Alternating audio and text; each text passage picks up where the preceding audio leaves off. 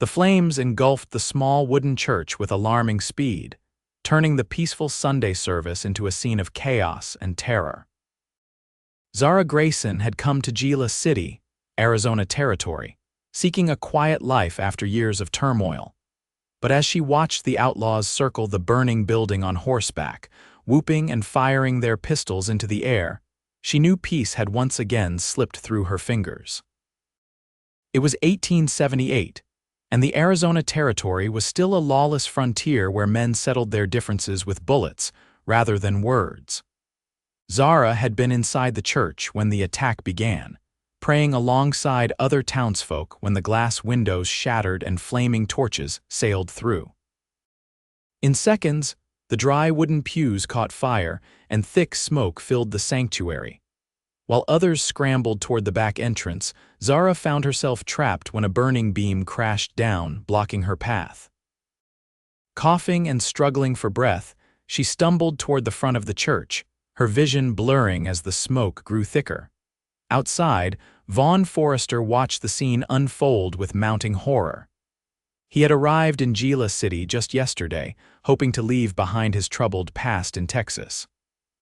He'd spent the morning at the livery stable tending to his horse instead of attending church, and now found himself witnessing a nightmare. They're burning people alive.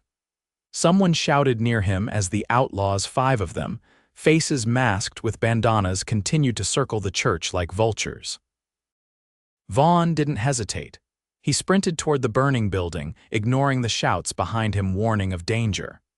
The heat hit him like a wall as he approached the church, but through the flames licking at the front entrance, he spotted a figure in a blue dress collapsing near the doorway. Without thought for his own safety, Vaughn plunged through the doorway, the flames singing his sleeve as he reached the young woman. She was unconscious now, overcome by the smoke. He lifted her into his arms, cradling her against his chest as he turned back toward the inferno that now separated them from safety. Taking a deep breath, Vaughn charged through the burning doorway, his body shielding hers from the worst of the flames. They burst into the sunlight amid a shower of sparks and embers, Vaughn's lungs burning almost as badly as his scorched arms. He carried her well away from the burning church before gently laying her on the ground. Her face was smudged with soot, but even through the grime, Vaughn could see she was beautiful. Her dark lashes fluttered against pale cheeks as she began to cough, fighting her way back to consciousness.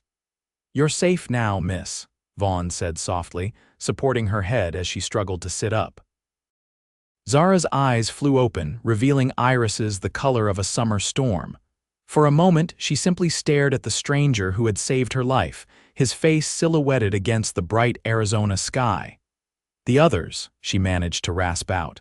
"Are they?" "Most got out the back way," Vaughn assured her, glancing around at the scattered groups of townspeople. The church itself was fully engulfed now, with no hope of saving the structure. But those men, a gunshot cracked through the air, cutting off his words as the outlaws rode toward the main street of town. The sheriff and a few armed men were giving chase, but it was clear the bandits had planned their escape well. Why would anyone do this? Zara asked, her voice still rough from the smoke. Vaughn shook his head. "I don't know, but I aim to find out." Little did either of them know that this violent morning would bind their fates together in ways they couldn't imagine, setting in motion a story of vengeance, redemption, and a love that would burn hotter than the flames that brought them together. The town doctor, an elderly man named Lewis Palmer, insisted on examining both Zara and Vaughn despite their protests that they were fine. "Smoke inhalation is nothing to take lightly," Dr. Palmer said firmly, listening to Zara's lungs with his stethoscope.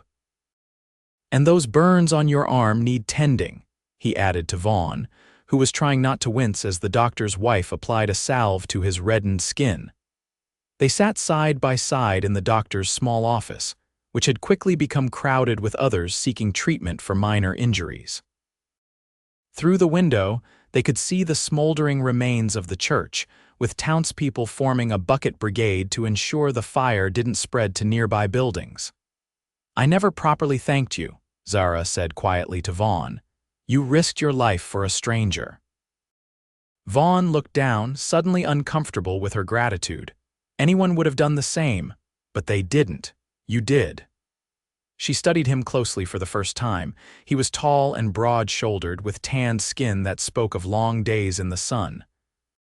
His hair was the color of wheat, and his eyes were a startling shade of green. A small scar crossed his left eyebrow, and his hands were calloused and strong. "I'm Zara Grayson," she offered. "Vaughn Forrester," he replied, meeting her gaze, "just passing through."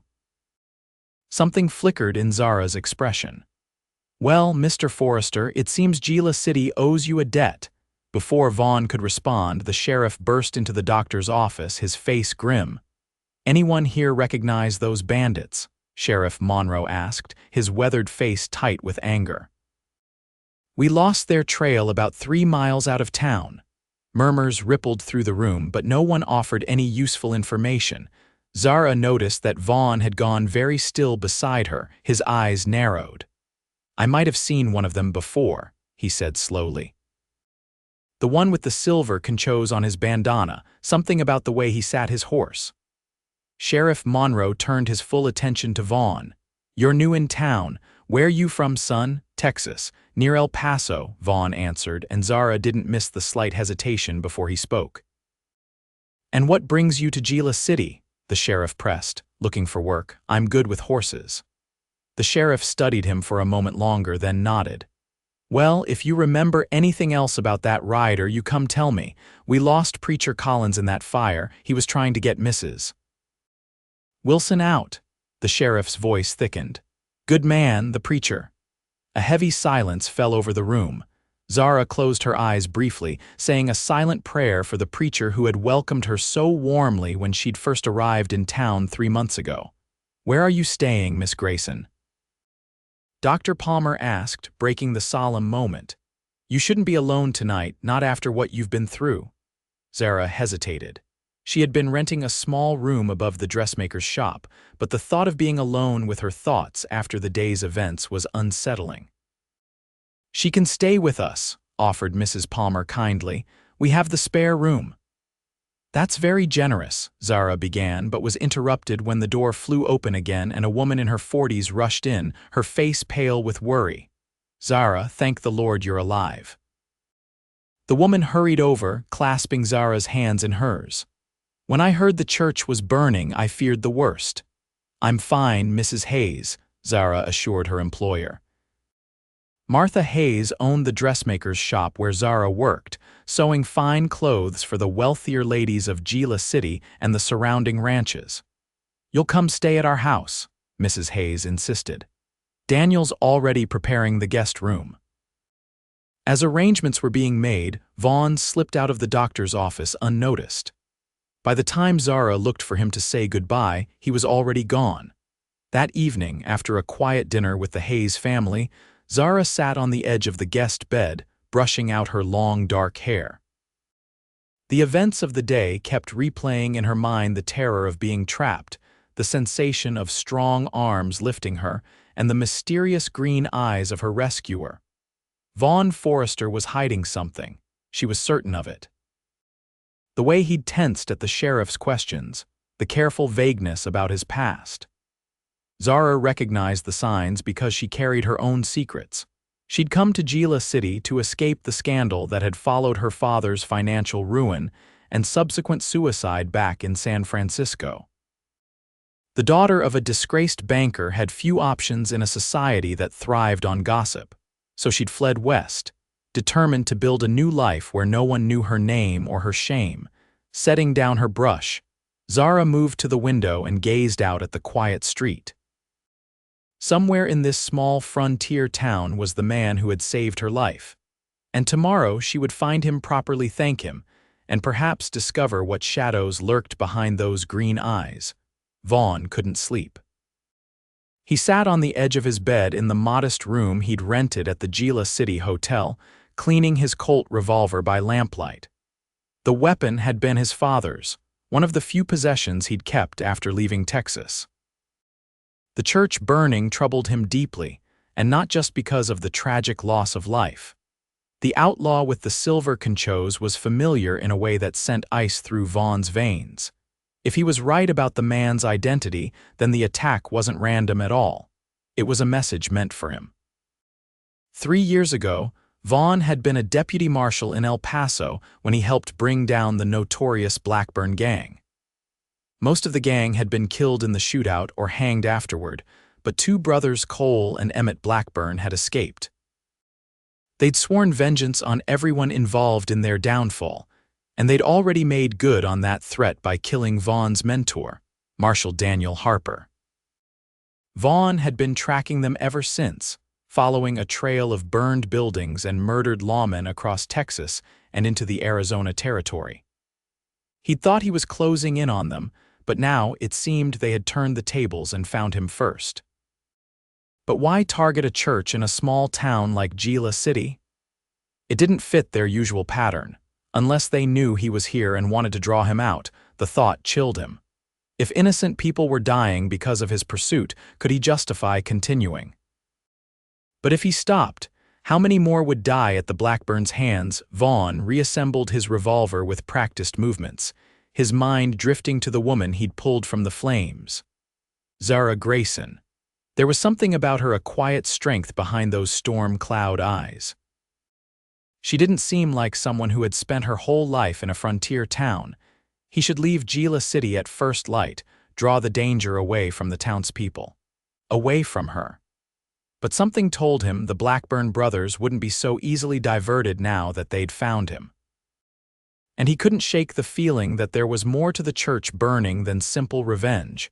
With a sigh, Vaughn extinguished the lamp and lay back on the bed, his gun within easy reach. Tomorrow, he'd start asking questions around town. Someone must have seen something that could help him understand why the outlaws had targeted Gila City, and whether they were planning to strike again. Morning brought the acrid smell of wet ash as rain fell softly on the remains of the church. Zara stood at the edge of the charred timbers, her shawl pulled tight against the unusual chill. Several townspeople had gathered, men removing their hats in respect as Sheriff Monroe spoke a few words about Preacher Collins and his service to the community. "We'll rebuild," promised Mayor Wilson, his voice carrying over the small crowd. "Gila City stands together in times of trouble."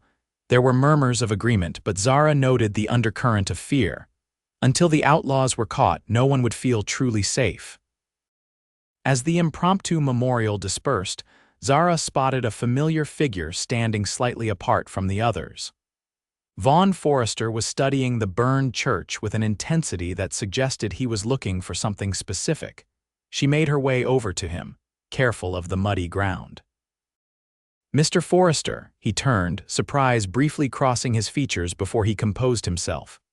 "Miss Grayson, should you be up and about so soon?"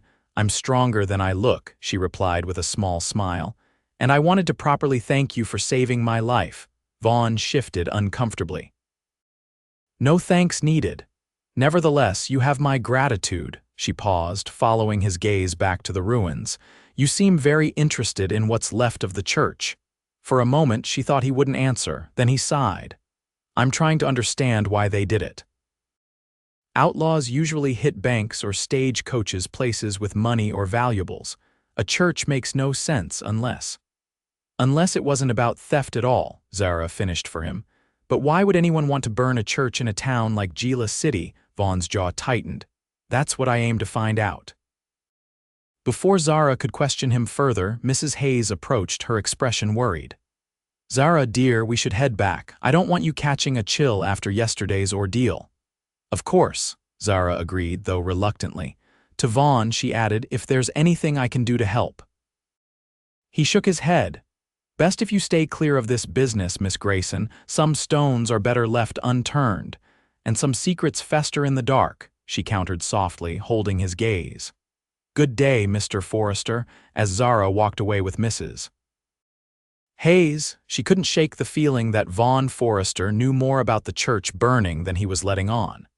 And despite his warning, she had no intention of staying clear of the matter. Not when answers might bring justice for Preacher Collins, and perhaps peace to the haunted look she'd seen in Vaughn's eyes. Over the next few days, Gila City began the slow process of returning to normal. The funeral for Preacher Collins was held, plans for rebuilding the church were discussed, and life went on with the resilience typical of frontier towns. Zara returned to her work at the dressmaker's shop, though she remained at the Hayes residence as their guest. Her own room above the shop felt too isolated now, and she welcomed the comfort of being among friends after the trauma of the fire. She saw Vaughn occasionally about town. He'd taken a job at the livery stable, as he'd mentioned to the sheriff, and word quickly spread about his skill with even the most difficult horses. People spoke of him with a mix of gratitude for his heroism at the church and curiosity about his past. Gila City was small enough that newcomers were a subject of interest, especially ones who arrived just before trouble. On Friday afternoon, as Zara was delivering a completed dress to the banker's wife, she overheard a conversation between Sheriff Monroe and the banker, Horace Bell. "Told you it was a mistake to keep that much cash in town," the sheriff was saying in a low voice. "Especially with the mine payroll due. Where else would we keep it?" Bell replied defensively. "The nearest large bank is in Tucson, and that's a 2-day ride. Besides, no one knew about the shipment except a handful of people." "Well, someone talked," Sheriff Monroe said grimly, "and I'm guessing those outlaws will be back to finish what they started." Zara stepped away, not wanting to be caught eavesdropping, but her mind was racing. Could the church burning have been a diversion? A way to assess the town's defenses before a larger robbery. She needed to find Vaughn and share this information. If he truly suspected the Blackburn brothers, a name she'd heard whispered around town in connection with the attack, then this could be valuable intelligence. She found him at the livery stable, brushing down a magnificent black stallion. For a moment, she simply watched him work, noting the gentle way he handled the powerful animal despite his own considerable strength. "That horse seems to trust you," she observed. Stepping into the cool shade of the stable, Vaughn glanced up, not appearing particularly surprised to see her. "Horses are good judges of character, Miss Grayson. They know when someone means them harm and when someone's trying to help. And people, are we equally discerning?" she asked, moving closer. A ghost of a smile crossed his face. "In my experience, people are far more easily fooled.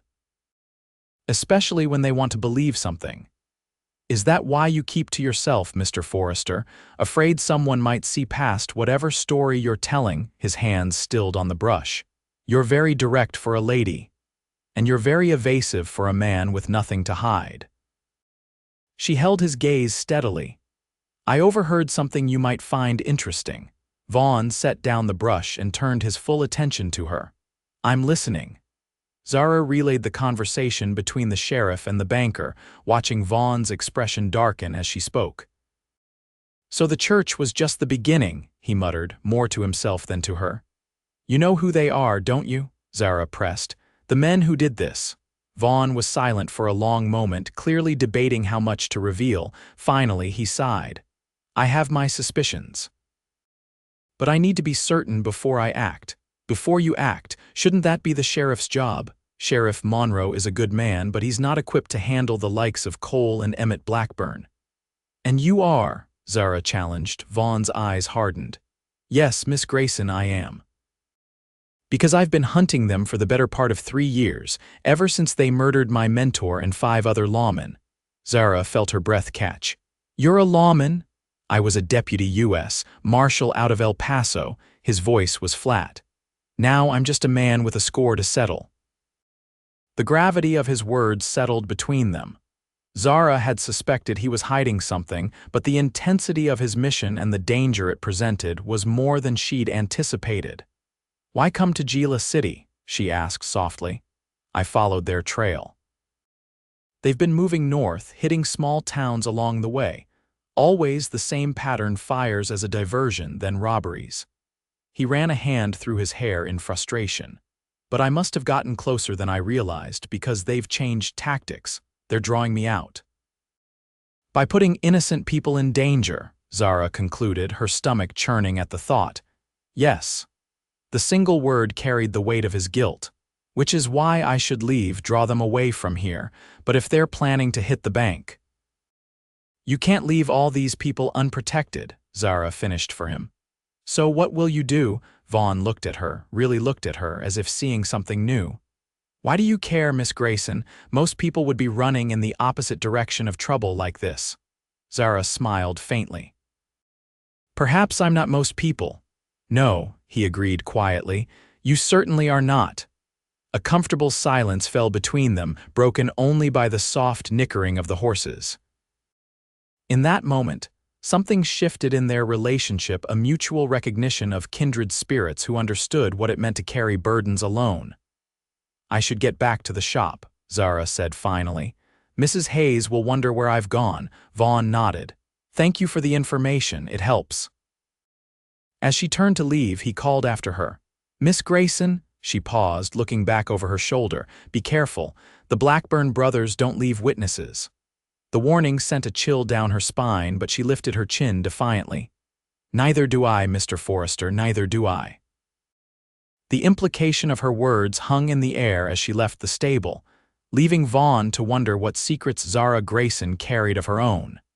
That evening, as the sun dipped below the horizon, painting the desert landscape in shades of gold and crimson, Zara slipped away from the Hayes residence. She'd pleaded a headache and retired early, but as soon as the house grew quiet, she changed into her plainest dress and sturdiest boots. She wasn't entirely sure what she was doing, only that she couldn't sit idly by while danger threatened the town that had given her a fresh start. Vaughn clearly had a plan, and she intended to discover what it was. The saloon was the most likely place to find information. Men loosened their tongues with whiskey, and even a woman who didn't drink could learn much by appearing in the right place at the right time. The Silver Dollar Saloon was busy when Zara pushed through the batwing doors. Heads turned at the sight of a respectable woman entering such an establishment alone, but Zara kept her gaze steady, scanning the room for Vaughn. He was at a corner table, engaged in low conversation with Sheriff Monroe and another man Zara recognized as Tom Reeves, who ran the telegraph office. All three looked up as she approached, expressions ranging from surprise to disapproval. Miss Grayson, the sheriff greeted her, standing politely despite his obvious confusion. This isn't a suitable place for a woman alone. Perhaps not, Zara interrupted smoothly. But these are unusual times, Sheriff, and I believe I may have information that could help. Vaughn's eyes narrowed. What kind of information? Zara glanced meaningfully around the crowded saloon. Perhaps somewhere more private. After a moment's hesitation, Sheriff Monroe nodded. My office. The four of them walked the short distance to the jailhouse, where the sheriff lit a lamp and closed the door behind them. Now, Miss Grayson, he said, settling behind his desk. What's this about? Zara took a deep breath. I believe I saw one of the outlaws in town today. A man with a distinctive scar across his right cheek, watching the bank from across the street. Vaughn leaned forward. You're sure about this? I'm observant, Mr. Forrester. It's a skill that has served me well. She turned back to the sheriff. He was trying not to be noticed, but the way he studied the building, the comings and goings, it wasn't the casual interest of a passerby. Sheriff Monroe scratched his chin thoughtfully. Did he see you notice him? No, I was inside the dressmaker's shop, watching through the window. That matches the description of Emmett Blackburn, Vaughn said grimly. The younger brother, if he's in town, Cole won't be far. The sheriff shook his head. But why come back so soon? After the church, they must know we're on high alert. Because they're not just after money, Vaughn replied, his gaze flicking briefly to Zara. They're sending a message, to me. Sheriff Monroe's eyebrows shot up. Care to explain that, son? Vaughn sighed, then outlined his history with the Blackburn gang and his pursuit of the brothers. As he spoke, Zara watched the sheriff's expression change from skepticism to grim understanding. Why didn't you tell me this when you first rode into town? Monroe demanded when Vaughn finished. Would you have believed me? A stranger riding in with a tale about notorious outlaws who might follow. Vaughn shook his head. Besides, I wasn't certain they'd tracked me here until the church burning. The sheriff looked troubled. So these men burned our church and killed Preacher Collins just to draw you out. That's mighty cold-blooded, even for outlaws. That's who we're dealing with, Vaughn confirmed. And now they're planning to rob your bank, likely as soon as that mine payroll arrives. Which is tomorrow, Tom Reeves interjected, speaking up for the first time. Got the telegram this afternoon confirming the shipment. A heavy silence fell over the room as they all absorbed the implications. We need to set a trap, Vaughn finally said. Use the payroll as bait, but be ready for them. Sheriff Monroe looked skeptical. We're not exactly flush with manpower here. I've got 2 deputies and one of them's green as spring grass. I can help, Vaughn offered. And I'm sure some of the townsmen would volunteer. I want to help too, Zara said firmly. 3 male heads turned to her in unified objection. Absolutely not, Vaughn said first, his tone brooking no argument. This is no place for a woman, the sheriff added more diplomatically. Zara's eyes flashed. Is that so? Because it seems to me that the Blackburn brothers won't be expecting a woman to be part of your defense. That gives us an advantage. It's too dangerous, Vaughn insisted. More dangerous than being trapped in a burning church, Zara countered. I'm already involved, Mr. Forrester, whether you like it or not. The Blackburns have seen my face. If they win tomorrow, do you think they'll leave witnesses behind? Her words struck home. Vaughn's expression darkened, and even the sheriff looked troubled. What exactly are you proposing, Miss Grayson? Sheriff Monroe asked cautiously. I work in the dressmaker's shop directly across from the bank. I can watch from there without raising suspicion, and I know how to use a gun. At their surprised expressions, she added, My father taught me. He believed every woman should know how to defend herself. A long moment passed as the men exchanged glances. Finally, the sheriff nodded reluctantly. Very well. But you stay in the shop, and at the first sign of trouble, you lock the door and take cover. Understood? Perfectly, Zara agreed, hiding her satisfaction at being included. As they began to plan their strategy for the next day, Zara was acutely aware of Vaughn's gaze on her, concerned, yes, but with something else too. A grudging respect, perhaps, or possibly something deeper. Whatever happened tomorrow, the dynamics between them had shifted yet again, and Zara found herself both exhilarated and terrified by the possibilities that lay ahead. Dawn broke over Gila City with a clarity that seemed to mock the tension humming through the town. Only a handful of people knew about the trap being set, but that was enough to create an atmosphere of nervous anticipation. Zara arrived at the dressmaker's shop early, her hands steady despite the knot in her stomach. Mrs. Hayes had been informed that there might be trouble and had wisely chosen to stay home, leaving Zara alone in the shop with a clear view of the bank across the street. Sheriff Monroe had positioned his deputies strategically, one inside the bank itself, disguised as a customer, and the other on the roof of the general store next door. Vaughn was nowhere to be seen, but Zara knew he was watching, likely from one of the upper rooms of the hotel that offered a vantage point over the main street. The stage carrying the mine payroll was due at 10 o'clock. As the hour approached, Zara busied herself with sewing, keeping her eyes on the street while trying to appear absorbed in her work. At precisely 10, the stagecoach rumbled into town, dust billowing behind the team of horses. It stopped in front of the bank and 2 men stepped down, one carrying a heavy strongbox. They hurried inside, and for a moment the street returned to its usual quiet. Zara counted her heartbeats, waiting. 1 minute passed, then 5, then 10. Something wasn't right. The Blackburns should have made their move by now. A flicker of movement caught her eye, a man passing by the shop window, his face partially concealed by the brim of his hat. There was something familiar about the way he walked, a slight hitch in his step that Zara had noticed in the man watching the bank the day before. Without thinking, she rose from her sewing and moved to the window for a better look. The man glanced up and their eyes met. A slow, cruel smile spread across his face, a face marked by a scar that cut across his right cheek. Emmett Blackburn. Zara's blood ran cold as she realized her mistake. By showing recognition, she had given herself away. And worse, she had revealed that they were expecting trouble. Emmett touched the brim of his hat in mock salute before continuing down the street, his pace unhurried but purposeful. Zara had to warn the others. The plan was compromised. She moved quickly to the back of the shop where a small pistol was hidden beneath the counter. Checking that it was loaded, she tucked it into the pocket of her skirt before stepping outside. The street seemed normal, a few people going about their business, the stagecoach still parked in front of the bank. But Zara's senses were heightened, alert to the danger she knew was present.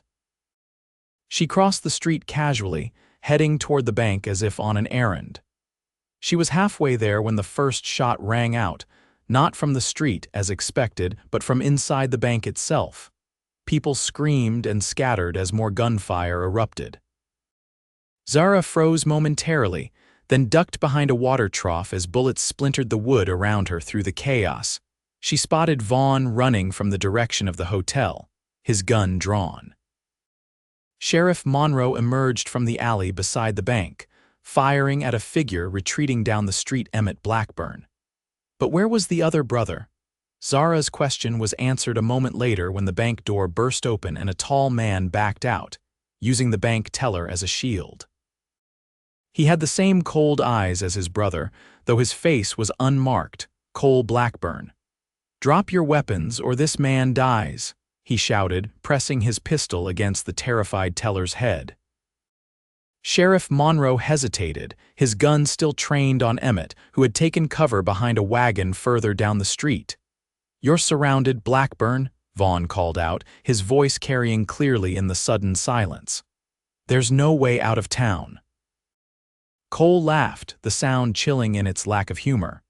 "Is that so, Marshal Forrester? Seems to me I've got a ticket right here." He jerked the teller roughly. "And my brother and I have friends in unexpected places." As if on cue, gunfire erupted from the rooftops on both sides of the street. One of the sheriff's deputies fell from his position atop the general store, clutching his shoulder. They'd been outmaneuvered. The Blackburns had more men than they'd anticipated. Zara's mind raced. From her position behind the water trough, she had a clear shot at Cole Blackburn, but he was still using the teller as a shield, making it too risky. Suddenly, she remembered the back entrance to the bank. If she could circle around through the alley, she might be able to create a diversion. Keeping low, Zara edged backward until she reached the space between two buildings. She slipped into the narrow passageway, heart pounding as she made her way toward the rear of the bank. The back door was locked, but a window nearby was partially open. Taking a deep breath, Zara hoisted herself up and squeezed through the opening, dropping quietly into what appeared to be the bank manager's office.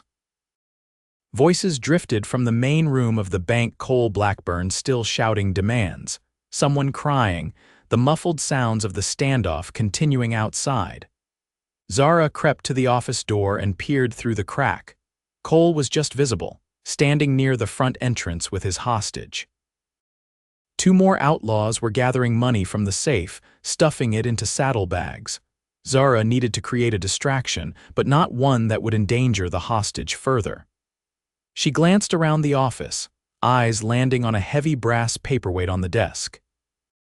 With careful aim, she tossed it across the office into a glass cabinet on the far wall. The resulting crash had the desired effect. Both outlaws at the safe whirled around, guns raised. "Check it out," one ordered the other. As the man approached the office, Zara pressed herself against the wall beside the door, her small pistol held ready. The moment he stepped through, she brought the butt of the gun down hard on the back of his head. He crumpled without a sound. Outside, the standoff continued. Zara could hear Vaughn's voice, steady and calm, trying to negotiate. She knew he was buying time, trying to find a way to end this without bloodshed, at least for the innocent. Taking the fallen outlaw's larger revolver, Zara moved silently toward the main room of the bank. The second man at the safe had his back to her, still gathering money. "Don't move," she commanded, her voice surprisingly steady as she aimed the gun at his back. The outlaw froze, then slowly turned his head. "Well, ain't you a surprise," he drawled. "The boss didn't say nothing about a woman." "Put down your gun," Zara ordered. "Slowly." The man seemed to consider his options, eyes calculating. Then, in a lightning-fast move, he spun and fired. Zara threw herself sideways as the bullet whistled past her ear. She rolled behind a desk, returning fire as she moved. Her first shot went wide, but the second caught the outlaw in the leg. He howled in pain, dropping to one knee. The commotion inside drew Cole Blackburn's attention. He turned slightly, momentarily loosening his grip on the teller. It was the opening Vaughn had been waiting for.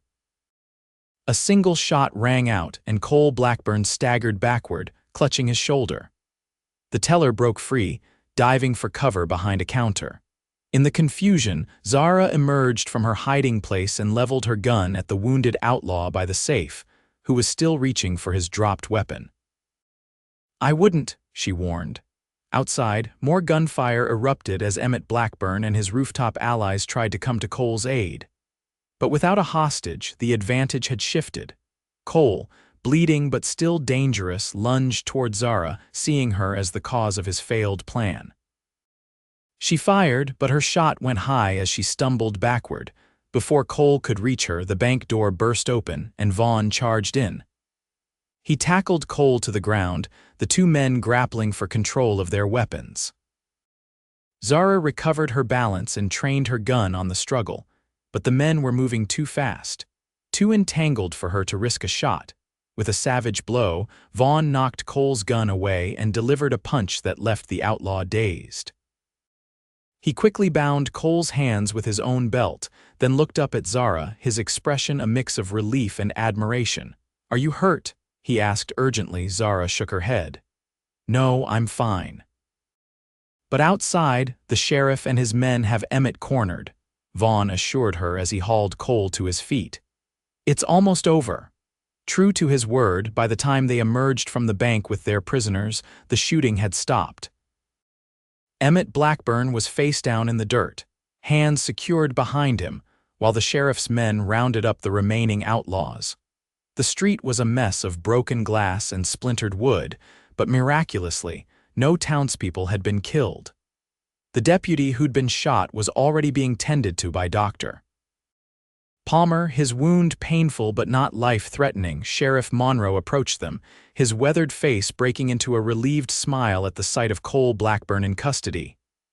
"You did it," he said to Vaughn. "You finally got them." "We did it," Vaughn corrected, glancing at Zara. "All of us." As the adrenaline of the confrontation began to fade, Zara became aware of the stares directed her way. Ladies from the dressmaker's shop didn't typically engage in shootouts with notorious outlaws. Mrs. Hayes pushed through the gathering crowd, her face pale with worry. "Zara, what on earth were you thinking? You could have been killed." Zara couldn't find the words to explain the compulsion that had driven her to act, to fight rather than hide. But as her gaze met Vaughn's across the dusty street, she saw understanding in his eyes. He knew what it meant to stand and face danger rather than run from it. He knew the satisfaction of bringing justice to those who had caused harm. And in that moment of silent communication, Zara felt a connection deeper than any she'd experienced before. "I believe this belongs to you, Miss Grayson," Sheriff Monroe said, extending a silver brooch toward her. "Found it on the bank floor, must have come loose during the excitement." Zara took the brooch, a simple silver piece her mother had given her years ago. She hadn't even noticed it was missing. "Thank you, Sheriff," she said softly, "for everything." As the town slowly returned to normal, with people emerging from hiding places to inspect the damage and share their experiences, Zara found herself standing apart, watching the Blackburn brothers being led toward the jailhouse. Vaughn joined her, his shirt torn and a bruise forming along his jawline from his struggle with Cole. "You should have the doctor look at that," Zara remarked, gesturing to his face. Vaughn shrugged. "Had worse." After a pause, he added, "What you did in there." It was either the bravest or the most foolhardy thing I've ever seen. Perhaps a bit of both, Zara admitted with a small smile, though I suspect you're familiar with that combination yourself. He chuckled, the sound warm and unexpectedly pleasant. Fair point. His expression grew serious. They'll stand trial in Tucson. Federal court, given their crimes across territories. With any luck, this is the end of their story. And what about your story, Marshal Forrester? Does it end here too? Vaughn looked thoughtful. Not a marshal anymore, haven't been for a while. But you could be again, Zara pointed out. You've more than proven your capabilities. Perhaps. He studied her curiously. And what about you, Miss Grayson? Will you return to your sewing and pretend today never happened? It was a pointed question, one that struck at the heart of Zara's own uncertainty about her future. The facade of the quiet dressmaker's assistant had been shattered today, revealing the woman beneath a woman who had faced armed outlaws without flinching. I don't think I can, she admitted. Not entirely. Then what will you do? Zara gazed out at the town she had come to think of as home, despite her short time there. I don't know yet, but I think, for the first time since coming to Gila City, I'm ready to find out who I really am, not who I'm trying to be. Vaughn nodded, understanding perfectly. That's a journey worth taking. As the sun began to set on one of the most extraordinary days in Gila City's history, Zara and Vaughn stood side by side, two souls at a crossroads, connected by circumstances neither could have predicted, and by something deeper that was only beginning to take shape. The days following the bank incident brought a flurry of activity to Gila City. The Blackburn brothers and their accomplices were transported to Tucson under heavy guard. The bank reopened with additional security measures, and work began on rebuilding the church. Zara found herself something of a local celebrity, much to her dismay. Women who had barely acknowledged her before now invited her to tea, eager to hear her first-hand account of the shootout. Men tipped their hats with newfound respect when she passed on the street. You'll get used to it, Vaughn told her with a hint of amusement as they walked together one evening, a week after the confrontation. They had fallen into the habit of sharing the sunset hour, strolling along the outskirts of town where the desert stretched out before them like a copper sea. I'm not sure I want to, Zara replied honestly. I didn't do it for recognition. Why did you do it then? Vaughn asked, genuinely curious. Zara considered the question. Because it needed to be done, because I couldn't stand by and watch more people get hurt. She glanced at him. The same reason you've been chasing the Blackburns all this time, I imagine. Vaughn nodded slowly. Similar, perhaps, though there was more vengeance in my motivation than I care to admit. And now, with the Blackburns captured, what drives you? It was a question Vaughn had been asking himself since the dust settled. 3 years of his life had been defined by the pursuit of justice or revenge, depending on one's perspective. Now that chapter was closing, leaving him uncertain about what came next. I received a telegram yesterday, he said after a moment, from my former superior in the Marshal's office. He's offered me my badge back. Zara felt a strange tightening in her chest. You'd be leaving then. That's the thing, Vaughn said, stopping to face her. I'm not sure I want to go back to that life, always moving, never putting down roots. He hesitated, then added more quietly, never having a chance at the things most men take for granted. The implication hung between them, delicate as spider silk. They had known each other barely 2 weeks, yet Zara couldn't deny the connection that had formed, forged in fire and danger, perhaps, but no less real for its unusual beginning. What things might those be, Mr. Forrester? She asked, her voice barely above a whisper. Vaughn's gaze held her steadily. A home, a community, someone to come back to at day's end. His hand moved as if to reach for hers, then stopped. Someone worth staying for. Zara's heart quickened. And have you found such things in Gila City? I believe I might have, he answered carefully. If they were offered. Before Zara could respond, a shout from behind them broke the moment. They turned to see Tom Reeves from the telegraph office hurrying toward them, waving a yellow paper. Forrester, urgent telegram from Tucson. Vaughn met the man halfway, taking the telegram with a word of thanks. As he read the message, his expression darkened. "What is it?" Zara asked, moving to his side. "The Blackburns," Vaughn said grimly. "There was an attempt to break them out during transport. The escort fought them off, but—" He looked up, his eyes troubled. Cole Blackburn escaped in the confusion. Zara felt cold dread wash over her. "He'll come back here, won't he, for revenge?" Vaughn nodded. "It's what I would expect, which means no one in Gila City is safe, especially not those who helped capture him." "Like me," Zara said, understanding the implication. "Like you," Vaughn confirmed. "I'm sorry, Zara, I never meant to put you in danger." It was the first time he had used her given name, and despite the circumstances, Zara found she liked the sound of it on his lips. "You didn't put me in danger, Vaughn," she replied, deliberately returning the intimacy. "I chose to involve myself, and I would make the same choice again." His expression softened at her words, but the worry remained. "Even so, we need to be prepared. Cole won't come alone, and he won't care who gets hurt in the process." They walked quickly back to town to share the news with Sheriff Monroe. As they reached the main street, Vaughn suddenly took Zara's hand, stopping her. "Whatever happens," he said intently, "I want you to know that what I said before about finding reasons to stay, that was the truth. No matter what comes next." Zara squeezed his hand, drawing strength from his touch. "Then we'll face it together, and afterward." She smiled, a promise in her eyes. "We'll continue our conversation." With renewed purpose, they headed toward the sheriff's office, their path illuminated by the last golden rays of sunset. The future held uncertainty and danger, but for the first time in years, it also held hope for them both. Sheriff Monroe wasted no time rallying the town once news of Cole Blackburn's escape spread. Men volunteered for watch duty, barricades were prepared for quick deployment, and families made plans for where to gather if trouble came. "We beat them once, we'll do it again," the sheriff assured the worried townspeople at an emergency meeting in the half-rebuilt church. "But this time, we'll be ready for them." Zara noticed that many eyes turned to Vaughn as the sheriff spoke. In just 2 weeks, the former Marshal had become someone the town looked to for leadership and protection.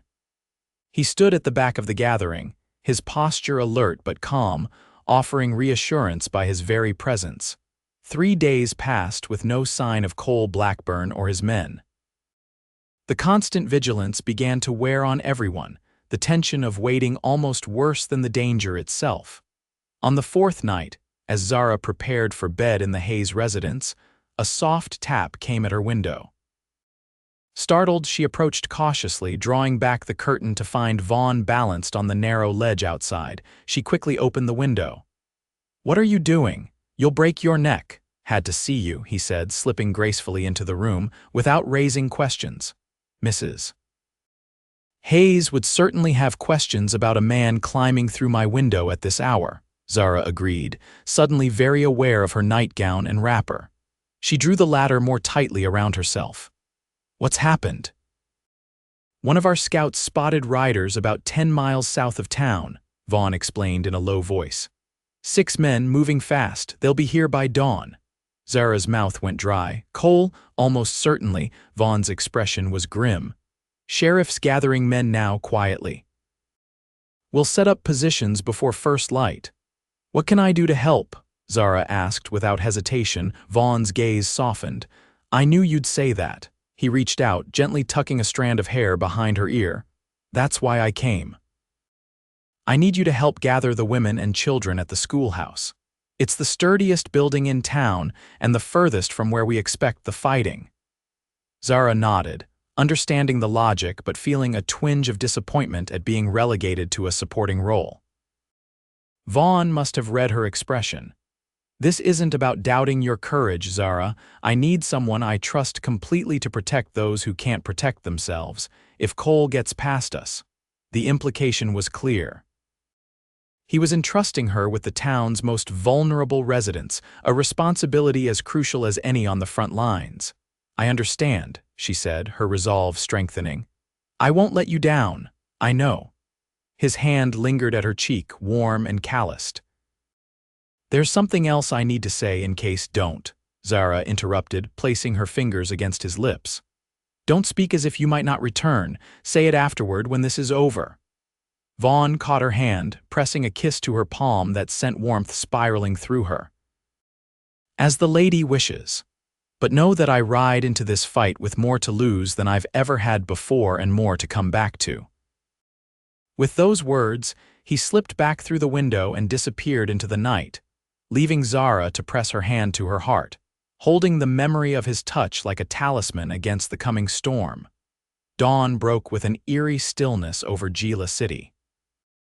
The town appeared deserted, shops closed and streets empty, but Zara knew that behind many windows and doors, armed men waited. The women, children, and elderly were gathered at the schoolhouse as planned, with Zara and 3 other women who knew how to handle firearms positioned as guards. The sun had barely cleared the horizon when the sound of hoofbeats broke the silence. Riders appeared at the south end of town's 6 men, as the scout had reported, with Cole Blackburn easily identifiable at their lead. Even from a distance, the bandage on his shoulder was visible, a reminder of the wound Vaughn had inflicted during the bank robbery. The outlaws slowed as they entered the main street, clearly suspicious of the town's emptiness. "Forrester," Cole bellowed, his voice carrying in the morning quiet. "Show yourself, you coward. Or do I need to burn down another building to flush you out?" No response came. The outlaws advanced cautiously down the street, weapons drawn. They were passing the general store when the first shot rang out. One of Cole's men jerked in his saddle, clutching his arm. In an instant, the quiet erupted into chaos as gunfire blazed from multiple positions. Cole and his men scattered, diving for cover behind water troughs, barrels, and the stone base of the town's water pump. They returned fire wildly at first, then with more precision as they identified the defenders' positions. From the schoolhouse window, Zara watched the battle unfold, her hands tight around her borrowed rifle. The town's men had the advantage of preparation and position, but Cole's gang fought with the desperate ferocity of men who had nothing to lose. She spotted Vaughn moving from building to building, coordinating the defense with hand signals to men positioned on rooftops and in windows. His movements were fluid and sure, the actions of a man who had faced danger many times before. For 20 minutes, the gunfight raged with neither side gaining a clear advantage. Then, suddenly, 2 of Cole's men broke from cover and raced toward the livery stable, apparently seeking better position or possibly horses for escape. Sheriff Monroe and his deputy emerged from hiding to cut them off, firing as they ran. One outlaw fell, but the other reached the stable doors. As he yanked them open, a tremendous explosion rocked the building, sending debris and flames shooting into the sky.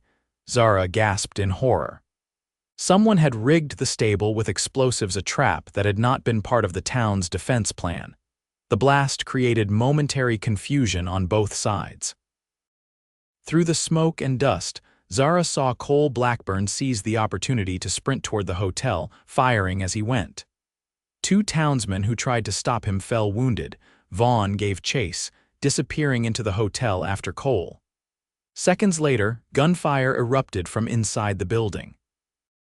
Zara's heart hammered against her ribs.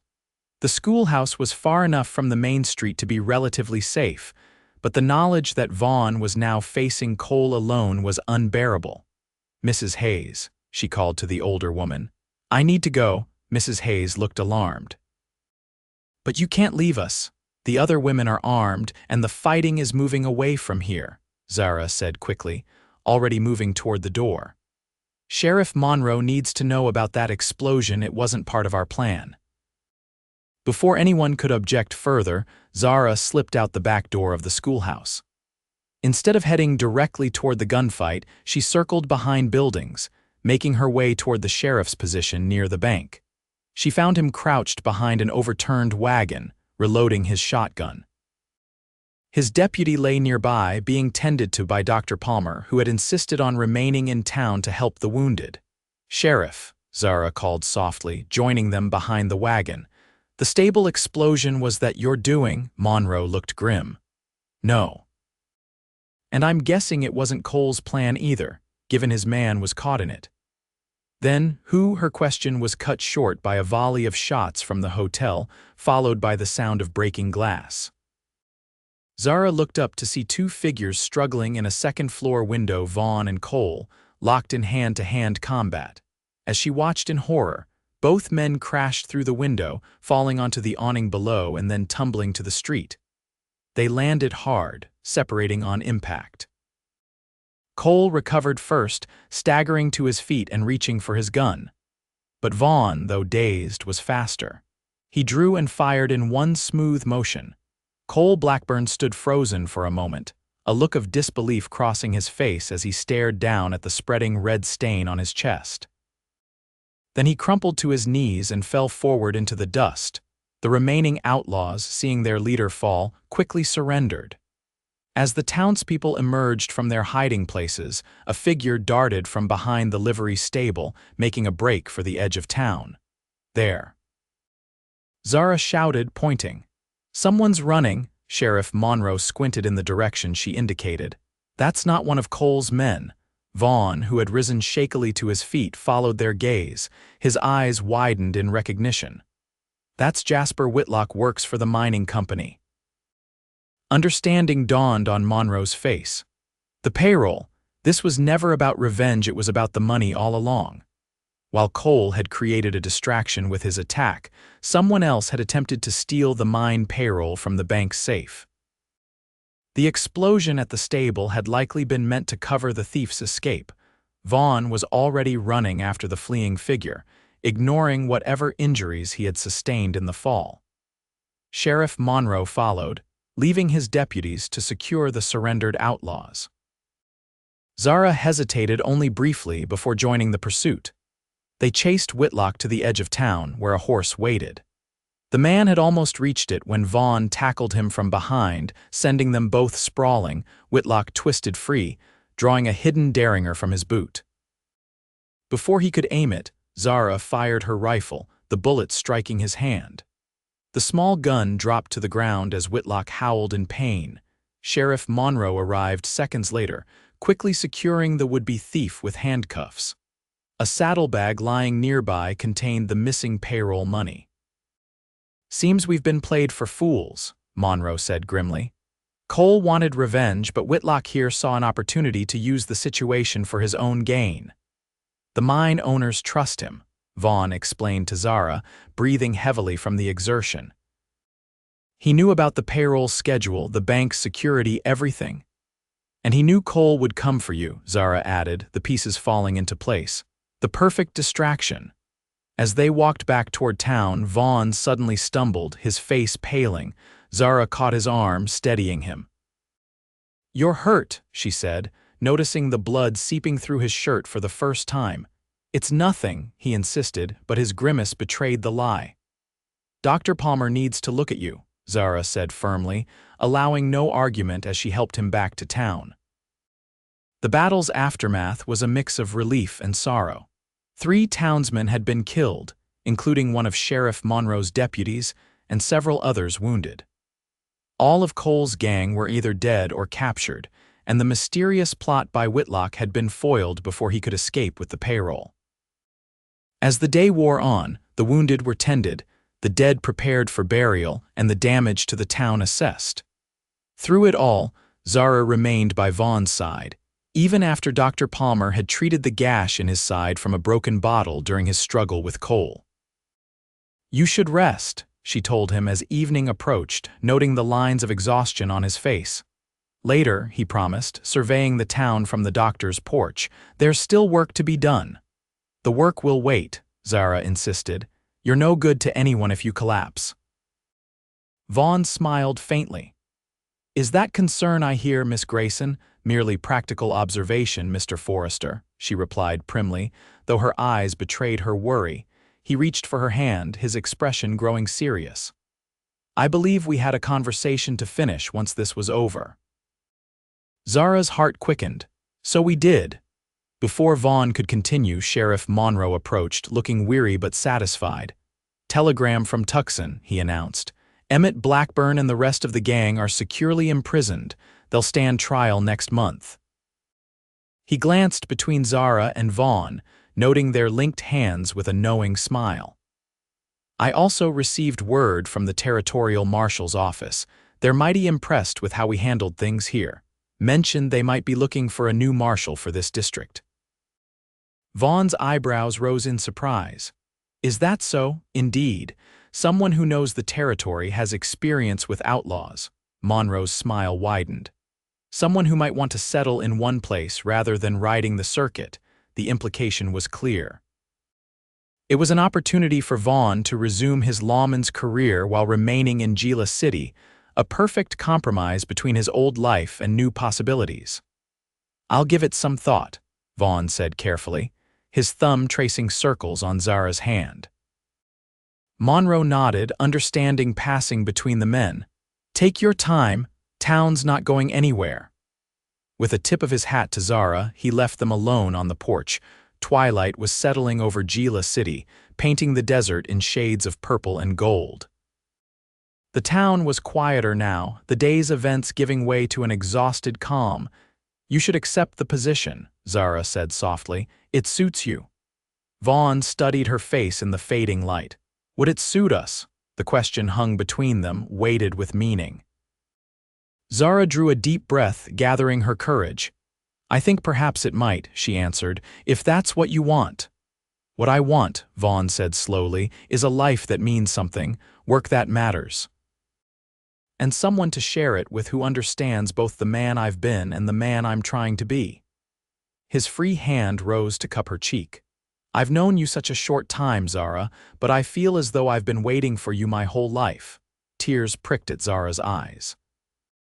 "I came to Gila City running from my past, looking for anonymity. I never expected to find a place where I could be truly myself or someone who would see me as I am and still look at me the way you do." "And how is that?" Vaughn asked, his voice husky. "Like I'm something precious." "Something worth staying for." He smiled, echoing his words from days earlier. "You are the most precious thing I've found in all my wandering." As the first stars appeared in the darkening sky, Vaughn leaned forward, his lips finding hers in a kiss that felt like coming home after a long journey. Zara's arms wound around his neck, mindful of his injuries but unwilling to let any distance remain between them.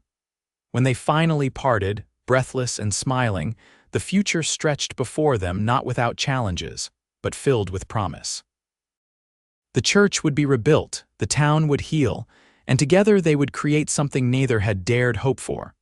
A life rooted in love, forged in fire, and strong enough to weather whatever storms might come. Marshal Forrester, Zara tested the title, her eyes twinkling. "It has a nice sound to it." "Almost as nice as Mrs. Forrester," Vaughn replied softly. "If you'd consider it, not right away perhaps, but someday soon." Zara's heart soared at the tentative proposal. "I believe I would consider it very favorably, sir, very favorably indeed." And as they sealed this new understanding with another kiss, the stars winked down on Gila City, a town that had faced destruction and emerged stronger, much like the two souls who had found each other amid the flames. 3 months passed, bringing changes to Gila City and its residents. The church was completed, rising from the ashes more beautiful than before, with colorful glass windows donated by grateful mine owners after Whitlock's plot was uncovered.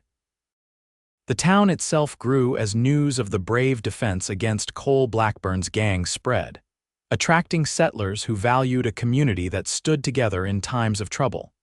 Vaughn had accepted the position of territorial marshal, with Gila City as his permanent post. He took to the role with natural authority, his reputation ensuring that most troublemakers gave the town a wide berth. Those who didn't quickly discovered that Marshal Forrester's gentle manner concealed a steely resolve when it came to upholding the law. Zara continued working at the dressmaker's shop, though her role had expanded. With Mrs. Hayes's blessing, She had begun designing garments that combined practicality with style, riding skirts that allowed women greater freedom of movement without sacrificing modesty, and feminine versions of men's work clothes that drew customers from as far as Tucson. On a crisp October morning, with the desert blooming in unexpected ways after autumn rains, Zara stood beside Vaughn before the new church altar. She wore a dress of her own design, ivory silk with delicate lace that she'd salvaged from her mother's wedding gown, the only item she'd brought from her old life in San Francisco. "Dearly beloved," began the new preacher, a young man with a kind face who had arrived in town just a month earlier. "We are gathered here to join this man and this woman in holy matrimony." The church was filled with townspeople who had become friends and allies during the turbulent events of the summer. Sheriff Monroe stood as Vaughn's best man, while Mrs. Hayes had insisted on serving as Zara's matron of honor. As they exchanged vows, Zara marveled at the journey that had brought them to this moment. From strangers united in crisis to partners in every sense, their bond had deepened with each passing day. She had finally shared the full truth of her past with Vaughn, her father's financial crimes, her family's disgrace, and her flight west to escape the scandal. In turn, he had opened up about his own history, the loss of his parents at a young age, his mentorship under Marshal Harper, and the guilt he carried for the deaths that had occurred during his pursuit of the Blackburns. Their shared confidences had only strengthened what began in fire and danger, transforming it into something unbreakable. "I now pronounce you husband and wife," the preacher declared. "You may kiss your bride." Vaughn's lips met hers with reverence and promise, sealing their union as the congregation erupted in cheers and applause. The celebration that followed lasted well into the evening, with the entire town participating in the feast and dancing. As the sun began to set, casting long shadows across the main street, Vaughn led Zara away from the festivities toward a surprise he had been planning for weeks. "Where are we going?" she asked, laughing as he insisted she keep her eyes closed. "Just a little further," he promised, guiding her carefully. "Now you can look." Zara opened her eyes to find herself standing before a small house at the edge of town. It was newly built, with a wide porch and windows that caught the setting sun's golden light. "It's ours," Vaughn said softly, watching her face. "If you like it." Zara turned to him in wonder. How did you? "I had help," he admitted with a smile. "Most of the town, actually. They wanted to do something to thank us both for what happened with the Blackburns. And," he added with a hint of pride, "I've been saving my Marshal's salary." Tears filled Zara's eyes as she surveyed the house that would be their home. It was modest but solidly built, with touches that showed thoughtful planning, a small garden plot already prepared for spring planting, a workspace with large windows where she could continue her dressmaking designs, a stable at the back for their horses. "It's perfect," she whispered, turning back to her husband. "Absolutely perfect." Vaughn lifted her into his arms, laughing at her surprised squeak. "I believe it's traditional to carry a bride over the threshold," he said, mounting the steps to their porch. "As I recall," Zara teased, her arms around his neck, "carrying me through doorways is something of a specialty of yours." His expression softened at the reminder of their first meeting. "Best thing I ever did," he murmured, pushing open the door and stepping inside with his precious burden. Their life together began that night, in a home built with care and filled with hope. The early months of marriage brought adjustments as they learned the rhythms of sharing space and time, but the foundation of trust and respect they had established served them well.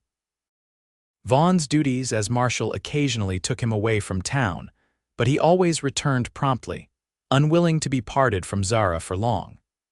She continued to expand her dressmaking business, eventually opening a small shop of her own when demand for her designs outgrew her home workspace. The following spring brought news that added new joy to their already full lives. As they sat on their porch watching a desert sunset paint the sky in impossible colors, Zara took Vaughn's hand and placed it gently over her still flat stomach.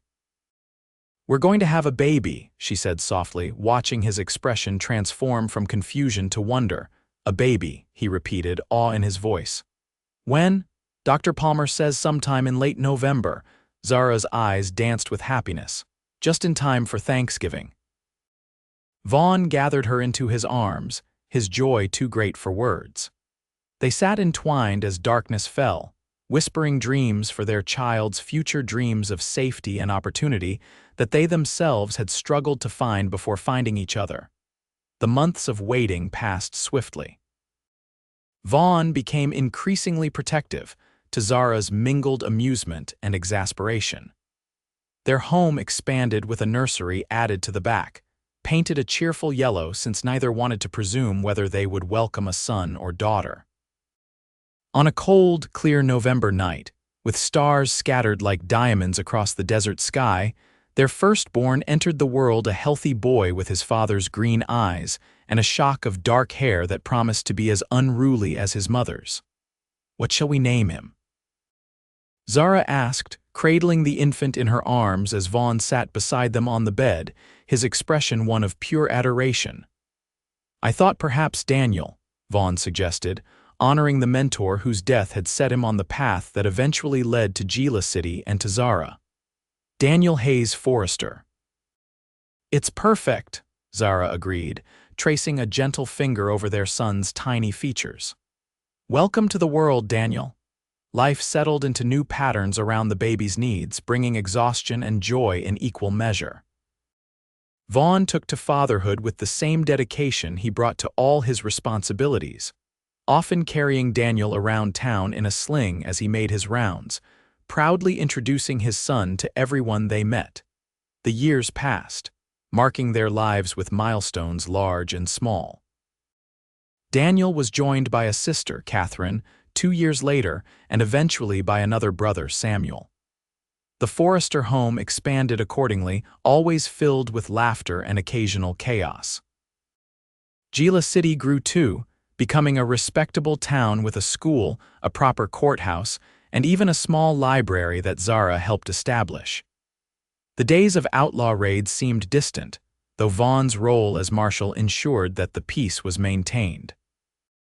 On the 10th anniversary of the church burning that had brought them together, Vaughn and Zara stood hand in hand at the celebration of the town's founding. Their children played nearby with the other town youngsters, their voices carrying in the warm evening air. "Did you ever imagine this?"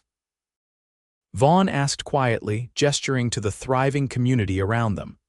"That day when I carried you from the flames," Zara shook her head, leaning against his shoulder. "Not in my wildest dreams. I was just trying to survive then, not thinking about building a life. And now." He prompted, his arm slipping around her waist. "Now I can't imagine any other life than this one we've made together." She smiled up at him, the years having only deepened her love for this man who had saved her in more ways than one. From ashes to joy. Vaughn's kiss was as tender as it had been on their wedding day. From ashes to joy, he agreed, and every day a blessing.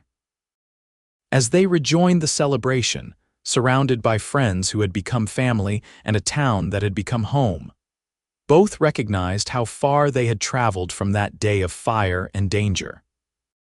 The path hadn't always been easy, but each step had led them exactly where they were meant to be together, building a legacy of love that would endure long after they were gone. And though neither spoke it aloud, both silently thanked whatever fate or providence had brought them to that moment when outlaws set fire to the church, and a cowboy carried her from the burning doorway, the beginning of a story neither could have written alone, but which together they had made beautiful beyond imagining.